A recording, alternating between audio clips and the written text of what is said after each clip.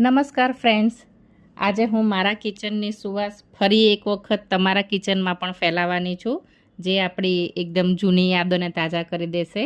કારણ કે આજે આપણે બનાવવા જઈ રહ્યા છીએ ટ્રેડિશનલ ગુજરાતી મોહનથાળ. તો ચલો વધુ વાત ના કરતાં આજે આપણે સ્ટાર્ટ કરીએ રોયલ અને ડિલિશિયસ મોહનથાળની રેસીપી. જેના માટે મેં સૌથી પહેલાં 2 વાડકી ચણાનો લોટ લઈ લીધેલો છે. આ રૂટીન રેગ્યુલર આપણે જે ઘરે વાપરતા હોઈએ એ જ ચણાનો લોટ છે. અને એમાં મેં 4 થી 5 ચમચી જેટલું ઘી નાખી દીધેલું છે. આપણે આ પ્રોસેસને ધાબો દેવું એવું કહીએ, એટલે આપણે આને ધાબો આપવાનો છે. એમાં મેં 4 ચમચી ઘી અને 3 થી 4 ચમચી દૂધ નાખેલું છે. દૂધ અને ઘીને મેં મિક્સ નથી કરેલું, બંનેને અલગ અલગ જ ચણાના લોટમાં નાખેલા છે. પછી આપણે આવી રીતે હાથેથી મસળી અને વ્યવસ્થિત રીતે મોણ આપી દઈશું.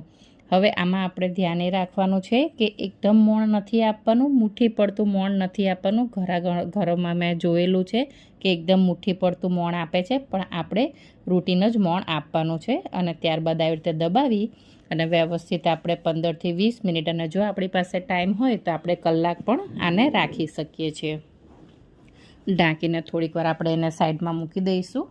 અને તમે અડધો કલાક પછી જોશો કે મારા ચણાના લોટમાં સરસ મજાનું મોણ સ્પ્રેડ થઈ ગયેલું છે અને એમાં કણીઓ પણ પડી ગયેલી છે. હાથેથી આપણે મસળી અને દરેક કણીને છૂટી કરી લઈશું. ત્યારબાદ મેં એક ચાળણી લીધેલી છે અને એ ચાળણીની મદદથી હવે હું એને લોટને ચાળી લેવાની છું, કે જેનાથી આપણો મોહનથાળ એકદમ દાણાદાર બને.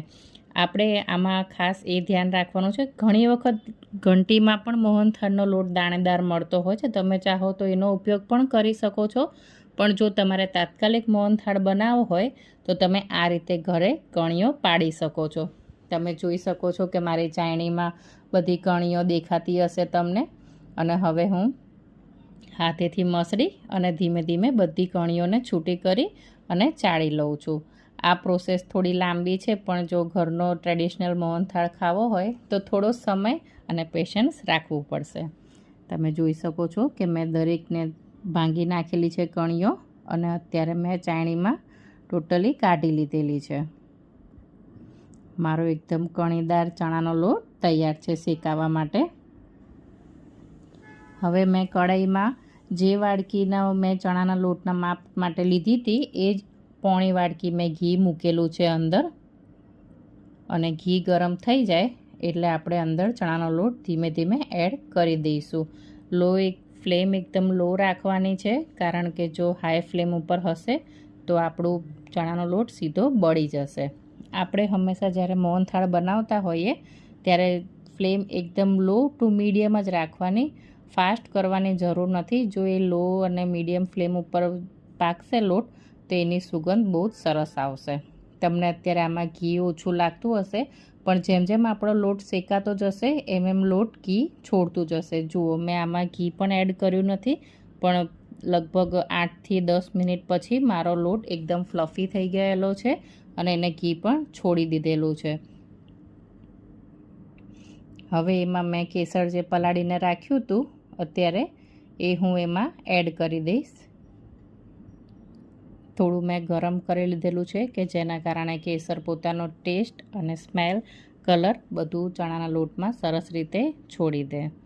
મારો ચણાનો લોટ એકદમ ફ્લફી થઈ ગયો છે અને આ પ્રોસેસ કરતાં મને લગભગ 15 થી 20 મિનિટ થઈ હતી. મેં એકદમ લો ફ્લેમ ઉપર રાખેલું હતું અને હવે મેં અંદર કેસર ઉમેરી દીધેલું છે. કેસરના કારણે આપણે પછી બહારનો કોઈ આર્ટિફિશિયલ કલર પણ એડ કરવાની જરૂર પડતી નથી. એમાં સહેજ જ આપણે દૂધ લીધેલું હતું, એમાં જ મેં કેસરને પલાળી દીધેલું હતું. ઘણી વખત બીજી બધી રેસિપીઝમાં મેં જોયેલું છે કે મોહનથાળમાં એ લોકો ઘણું બધું દૂધ નાખતા હોય છે, પણ આપણે એટલું બધું દૂધ નાખવાની જરૂર નથી, અને તો પણ આપણો મોહનથાળ એકદમ પરફેક્ટ બનશે. આમાં મેં 2 ચમચી ઘી હવે નાખી દીધેલું છે. તમે ચાહો તો તમે ના પણ નાખી શકો. મને થોડું ઓછું લાગતું હતું એટલે મેં 2 ચમચી નાખી દીધેલું છે અંદર. હવે આપણે ચાસણી બનાવીશું, અને જે વાડકીના માપથી મેં ચણાનો લોટ લીધો હતો એ જ વાડકીના માપથી મેં ખાંડ લીધેલી છે. મારે 2 વાડકી ચણાનો લોટ હતો તો મેં 1.5 વાડકી ખાંડ લીધેલી છે, અને એમાં સહેજ ખાલી ચાસણી કરવા પૂરતું પાણી નાખેલું છે. ચાસણી હંમેશા 1 થી 1.5 તારની કરવાની રહેશે આપણે, અને સતત હલાવવાના કારણે એમાં ચાસણીમાં ગાંગડા પડતા નથી. જુઓ મારી ચાસણીમાં બબલ્સ પણ આવી ગયા છે, અને હવે ધીમે ધીમે ચેક કરતા જઈએ આપણે વચ્ચે વચ્ચે કે એમાં કન્સિસ્ટન્સી કેવી છે. લગભગ 10-1 મિનિટ પછી મારે 1 તારની ચાસણી બની ગઈ છે. મેં જે બાજુમાં મૂકેલું હતું ચણાના લોટનું બેટર, એમાં ધીમે ધીમે ચાસણી અંદર નાખી દીધેલી છે. આ કોઈ પણ પ્રોસેસ કરવામાં ક્યારેય ઉતાવળ કરવી નહીં, કારણ કે મોહનથાળ કે ટ્રેડિશનલ રેસિપીઝમાં ક્યારેય ઉતાવળ કરવાથી વસ્તુ બગડી પણ શકે છે.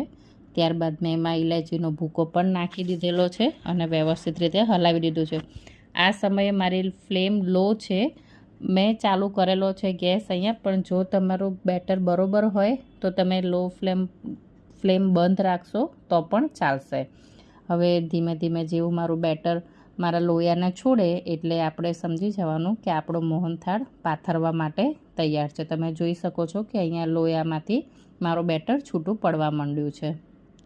બસ મેં આને થાળીમાં કાઢી લીધેલો છે અને ઉપરથી પિસ્તા અને બદામનો ભૂકો નાખી દીધેલો છે. આપણો મોહનથાળ સર્વ કરવા માટે તૈયાર છે. હવે આ મોહનથાળને આપણે લગભગ 2 થી 3 કલાક જ જામવા મૂકીશું.